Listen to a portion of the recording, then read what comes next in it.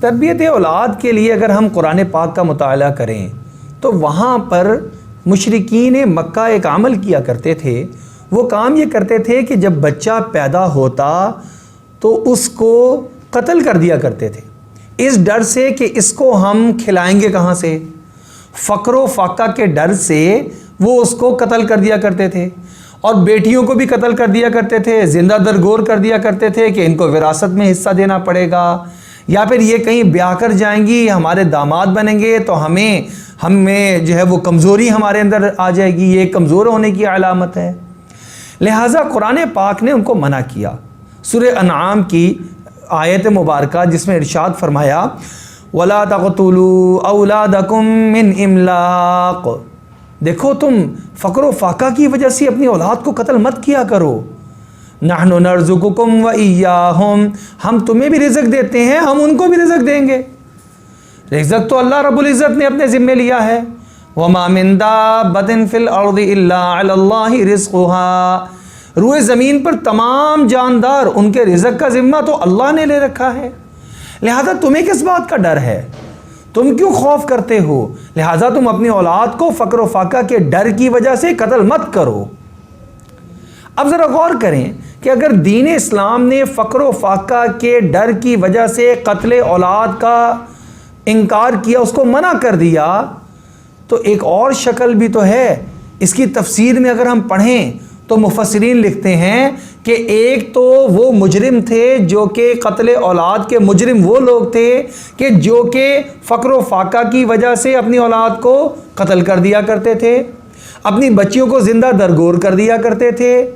انہوں نے کہا آج بھی اس کی ایک شکل یہ بھی موجود ہے کہ اولاد کو قتل تو نہیں کیا، لیکن اولاد کو پیدا ہونے کے بعد جب تعلیم کی ضرورت تھی اس ٹائم تعلیم ہی نہیں دی، جب تربیت کرنے کی ضرورت تھی تو ان کو تربیت ہی نہیں دی، بلکہ ان کو ایسے ہی چھوڑ دیا. خود مصروف رہے، میاں صاحب اپنے آفس میں مصروف رہے، اپنے کاروبار میں مصروف رہے، صبح کو جاتے ہیں رات کو کسی وقت میں واپس آتے ہیں، جب جاتے ہیں تب بچے سوئے ہوئے ہوتے ہیں، اور جب واپس تشریف لاتے ہیں تب بھی بچے سوئے ہوئے ہوتے ہیں. یہ لیٹ آتے ہیں اور آ کر پھر کھانا کھا کے سو جاتے ہیں. بچوں کو اتوار کے اتوار ملتے ہیں، اب اتوار کو چاہیں کہ ہمارے قریب آ کر بیٹھ جائے تو یہ بھی مشکل ہے، بلکہ اتوار کو بھی اپنے بچوں کو ٹائم دینے کے لیے تیار نہیں ہوتے، بلکہ اتوار والے دن بھی لیپ ٹاپ کھول کے بیٹھ جائیں گے، موبائل کھول کے بیٹھ جائیں گے، اپنی تمام تر توانائیاں اس کے اندر لگا دیں گے. جب تھک جائیں گے، چور ہو جائیں گے، کوئی بچہ آ کے درمیان میں سوال بھی کرے گا تو اس کو بھی ڈانٹ دیں گے کہ بھئی تنگ کیوں کر رہے ہو، وہاں جا کے پرے ہو کے بیٹھو. یہ ساری چیزیں ہم نے اگر کرنا شروع کی تو اس کا مطلب یہ ہوا کہ ہم نے نہ ان کی اچھی تعلیم کی فکر کی، نہ اچھی تربیت کی فکر کی.